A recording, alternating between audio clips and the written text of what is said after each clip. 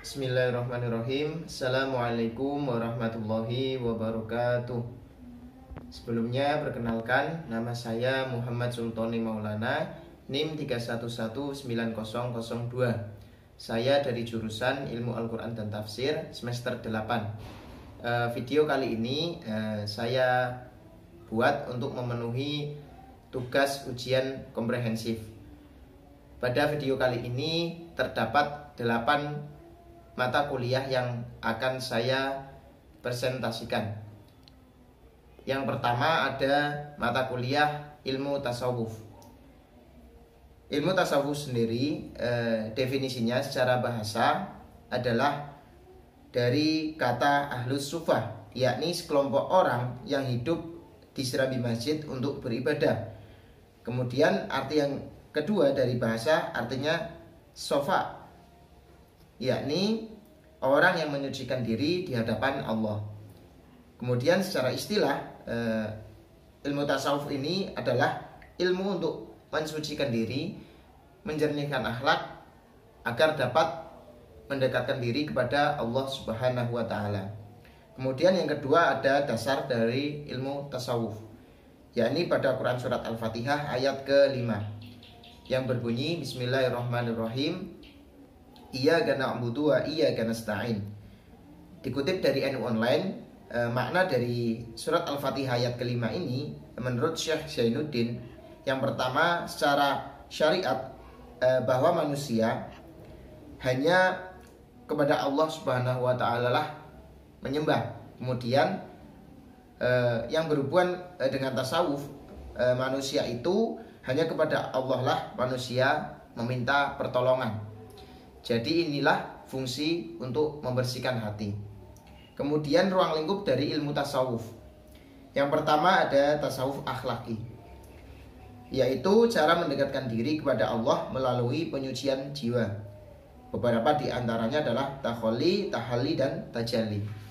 Kemudian yang kedua ada tasawuf irfani, yakni cara mendekatkan diri kepada Allah melalui di luar logika, yakni melalui kolbu. Beberapa di antaranya ada tazkiyatun nafas, zikrullah, dan lain sebagainya. Kemudian yang ketiga ada tasawuf falsafi, yakni cara mendekatkan diri kepada Allah melalui melaksanakan visi dan misi Allah dalam kehidupan. Artinya manusia menjalankan segala perintah Allah dan menerapkannya di dalam kehidupannya untuk beribadah kepada Allah Subhanahu wa taala serta mendekatkan dirinya. Kemudian yang kelima ada tokoh-tokoh dari ilmu tasawuf. Yang pertama tokoh tasawuf akhlaki ada Hasan al-Basri, al-Ghazali, kemudian al-Qushaili. Yang kedua tasawuf irfani ada Rabi'ah al-Adawiyah, Abu Yazid al-Bustami, dan Dzunun al-Misri. Kemudian tasawuf falsafi ada Ibnu Farabi, al-Jili, kemudian ada Ibnu Sab'in. Yang keenam ada manfaat dari mempelajari ilmu tasawuf, yakni kita dapat menjadi pribadi yang taat dan berakhlak mulia, kemudian menjadi sarana pembersih hati.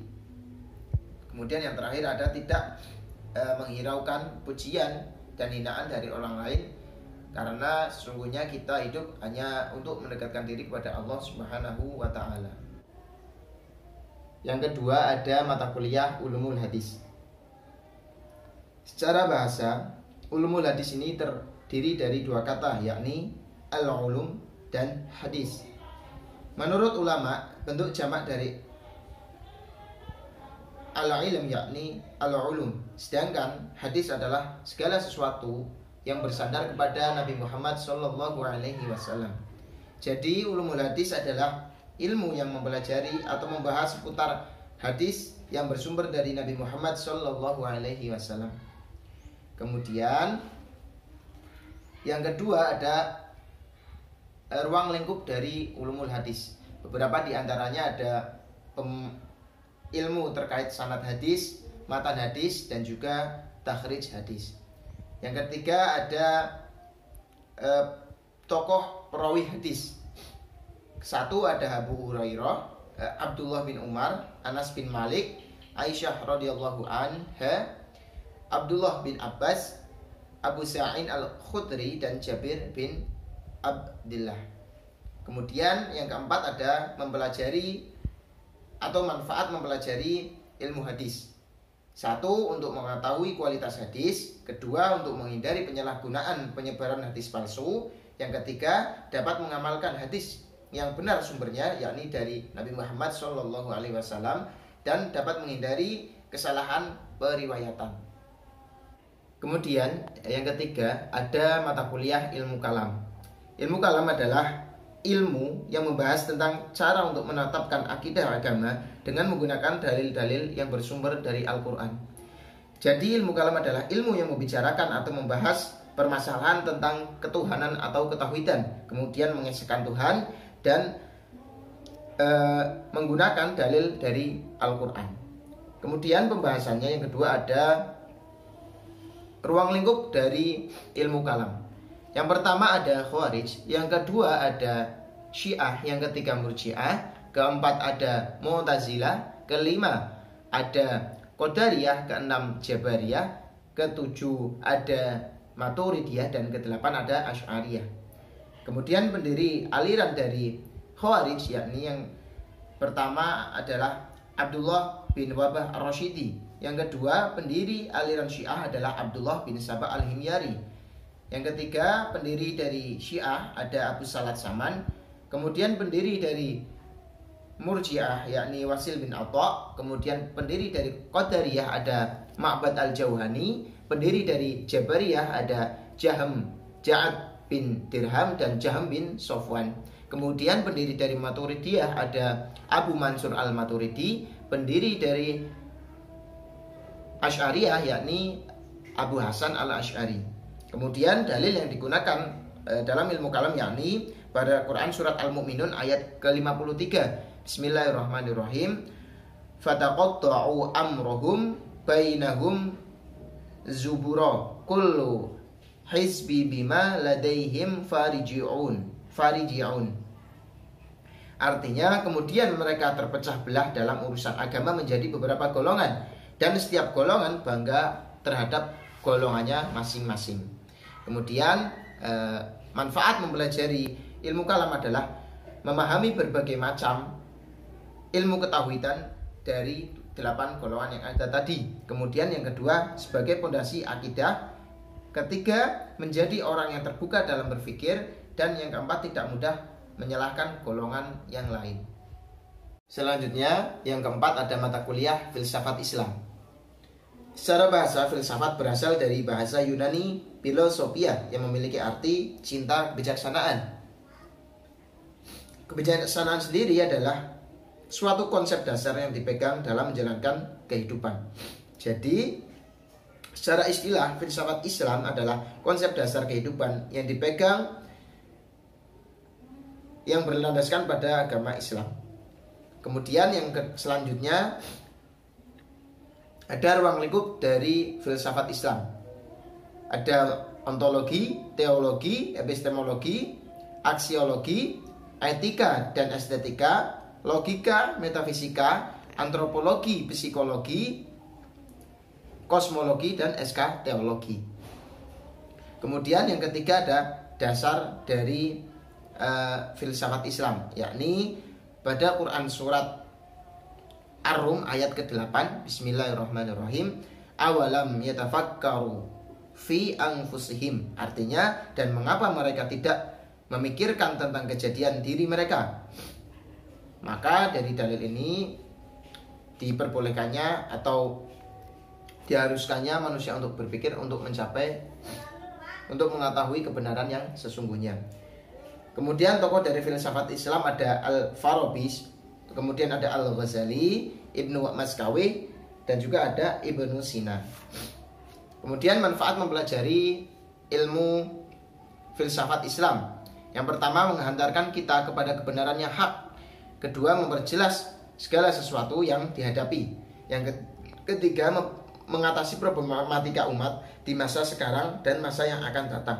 Kemudian yang keempat, untuk mengembangkan ilmu pengetahuan.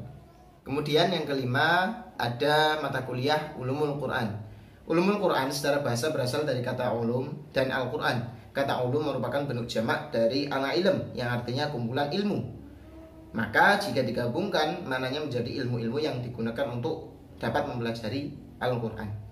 Secara istilah ulumul Quran berarti ilmu yang pembahasannya berhubungan dengan Al-Quran. Kemudian ruang lingkup daripada pembahasan ulumul Quran ada nusulul Quran, asbabun nusul, kodifikasi Al-Quran, ayat-ayat Makkah Madaniyah, kemudian ada munasabah ayat, ada nasikh dan mansukh, ada muhkam mutasyabih, ijaz Al-Quran, qisas Al-Quran, dan tafsir dan ta'wil.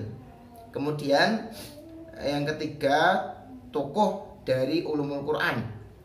Untuk tokoh kodifikasi Al-Quran sendiri ada dari Khalifah Abu Bakar dan Khalifah Utsman bin Affan.